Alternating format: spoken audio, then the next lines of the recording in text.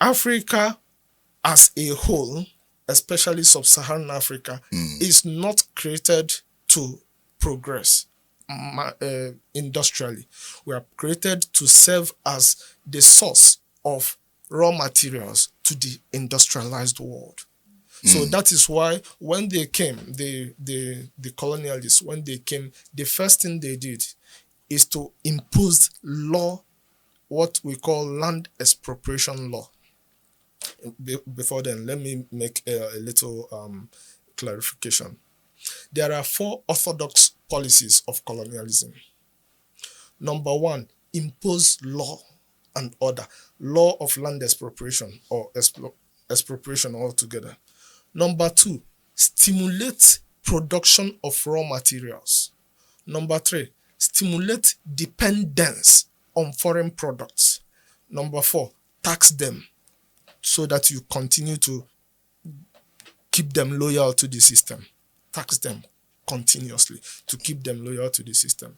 So that's number 1, impose law and order, is impose land expropriation law and keep it there so that they'll continue supplying you with so that is one of the legs of the tripod. Yes. Land expropriation laws. Yes. So when you say land expropriation laws, when the colonialists came, yes, they grabbed the lands of the people. Yes.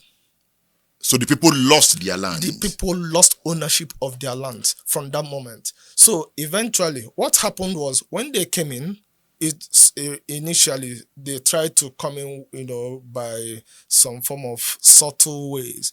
But when they saw that the subtle means was taking time, they had to make it clear. Then new officers began going into different countries in Africa. It became conquest. It became clear conquests. No more being subtle about it. It became clear. That was when Frederick Lugard came to Nigeria.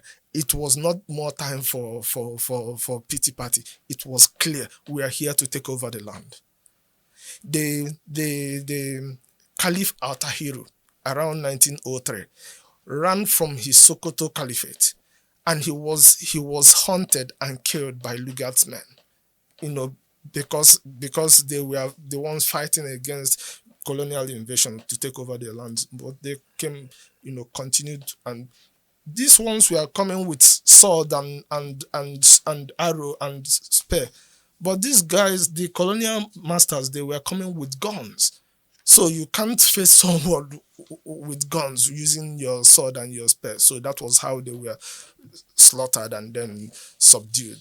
You said on page 5 of your work, okay, that this land expropriation law, which the European colonialists later transferred to post-colonial regimes at independence with a socialist justification of caring for the people, crushed pre-colonial attempts at industry, yes, blocked the chances for private industrial initiatives from the landowners, and supported former colonialists to extract the natural resources that various Africans would have used to get adequate loans, labor, and machines to create real wealth in industries. yes. Before colonialism, Okay. why didn't Africans use the land for progress? Thank you so much. Progress, industrial progress in itself, comes not just as a property of one community, one small community. No, it comes from interaction. Either before the world wars, it was interaction based on war. So people were innovating so that they can conquer the other nations around them, or they can defend themselves from other nations around them. But sub-Saharan Africa as a place was somehow geographically separated from the rest of the world.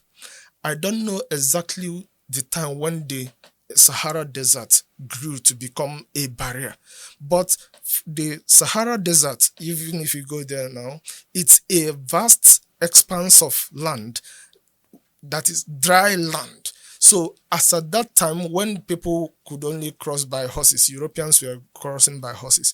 So the interaction between, you see, North Africa is closer to industrialization than sub-Saharan Africa, because they participated in the interaction. Alexander went to Egypt to do some of his conquest, and then so they had their interaction, be it conquest, be it trade, they had their interaction. But sub-Saharan, that Sahara Desert, somehow isolated the sub-Saharan Africans from developing as much as the others. It's not that there was no development at all. Benin Kingdom had street lights. No, not streets, electric lights, but their street lights they had good roads. The Benin Wall, they had all these things as early as the 17th, 16th, even 15th century. So they were developing at their own pace. At their own pace, not at the industrial pace of the Western world or the world above. Meanwhile, industrialization even started in the 18th century. Yes. In Britain. Yes. So they did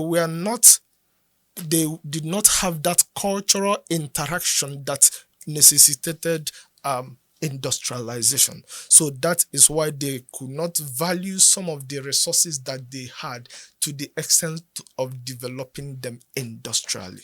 So by the time the Europeans came, yes, they were far ahead in the industrialization, while it's like a 1-year-old against a 20-year-old. The gap was already there. And that was seeing the kind of firearms they came with. Yes.